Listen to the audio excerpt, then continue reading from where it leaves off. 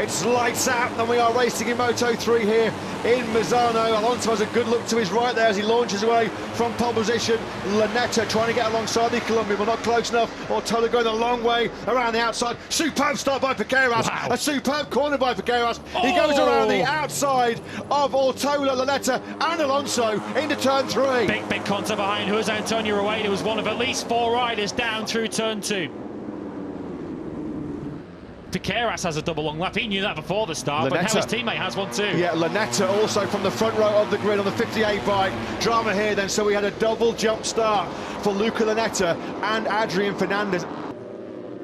There go the 2 Leopard riders, then Piqueras and Fernandez for the first of their 2 long laps. Quite a long, sweeping long lap on the outside of turn 10, the Tramonto corner for Genti Perez, a 142.338.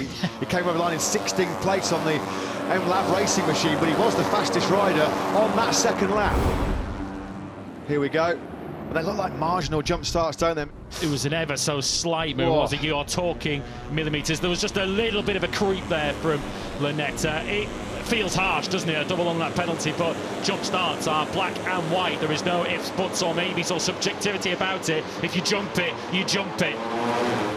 Luca Lanetta, after his 2 long laps, has just forced his way back into the point-scoring places. Lanetta picked off Carraro and Ogden on lap 11. He's 15th.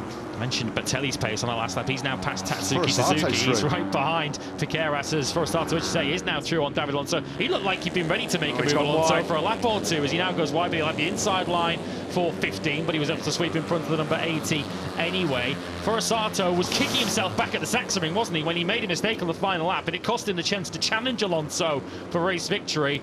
Forestato will fancy this with 8 laps remaining. He looks really good. Looks really strong, doesn't he? The Japanese rider. We're now looking towards Forestato, who now immediately is going from the inside of Holgado. Look at this by Tayo Forestato. He goes side by side through turn 2. Wow. Around the outside now of Holgado through 3. And Forestato, in the space of, 9 or 10 corners, has found his way through on Danny Holgado and David Alonso. Forestato now has his sights on the lead here, hunting down Ortola as they power through turn 6. 7.5 laps to go here in Misano.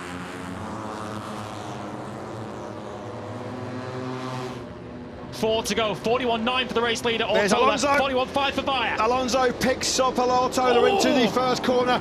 David Alonso then, for the first time in this Misano Grand Prix, leads. Forestato properly hangs Ortola out to dry as they go through turn 2. What a race we have on our hands here in Misano, but it's David Alonso, the world championship leader, that hits the front. Holgado now back through on Forestato into turn 4. Here comes Holgado, then firing his way back through on Alonso. This is brilliant from Holgado. He is responding to the post-race criticism of team boss Hervé Poncharal. Look who's in 5th place. It's Piqueras after his double long lap. He did ease through on Joel Kelso. He's now side by side with Ortola in the braking zone for turn 8, and Piqueras is going to pick him off. Piqueras now up in a P4. We said, didn't we? He's not out of this for the victory after a double long lap. Piqueras now charging his way back to the pack. He's now going for it on Forestato into Tramonto. Where do you look? You cannot. Well, this is just unbelievable. Piqueras goes side by side with Forestato out of Tramonto. Holgado back at the front. Yeah, while that was all going on, Holgado was having another rematch with Alonso into the Tramonto corner, and this time the 96 came out in front. Ortola now coming back through on Piqueras, but Piqueras is saying, no, I've come from a long way back here. I'm not going to leave Misano without a podium. Oh, and Piqueras goes sideways on the inside of Forestato. He was out of control there. He just had to let the brake off. He parged his way through on Forestato. He nearly collected Forestato, and then nearly collected Alonso, who was blissfully aware of all that unfolding behind him. 1 lap to go here in Misano. This has been Moto3 at its very, very best, and it's most dramatic and it's most thrilling. Holgado leads into the first corner as Piqueras goes with the dive bomb. He pounced on Alonso into turn 1. Piqueras, he could win this Grand Prix after a double long lap. Well, what a ride this has been from Angel Piqueras. if he finishes on the podium, it's an unbelievable result. If he finishes in the top 6, unbelievable. He's going to hit the front. He does hit the front. The Leopard Honda, as he got into 6th gear, just blitzes by on the run down a Quercia corner. This could be a last corner thriller, a last corner showdown. We're going to turn 9 on this final lap. Holgado comes on the inside of Alonso, picks him up. Is that going to cost Alonso? Oh, contact.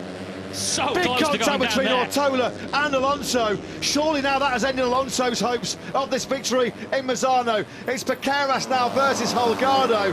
Ortola getting a track limit warning here late on. It's getting worse for Alonso. He's been picked up by Vaya through turn 14. Holgado, will he go for it? Will he go for the risky move into 16? But it's Angel Piqueras, big twitch on the front of the Leopard Honda. But after 2 long laps, it is. Is it? Has Holgado got him on the finish line? Over the line we go. Oh, it's Piqueras with a perler here in Misano after a double long lap penalty. He was over 4 seconds away from the lead group at one stage in that Grand Prix. But welcome to the top step of the podium. Angel Piqueras on the number 36 Leopard racing machine, the 17-year-old Spaniard. Well, what a Misano Moto3 race.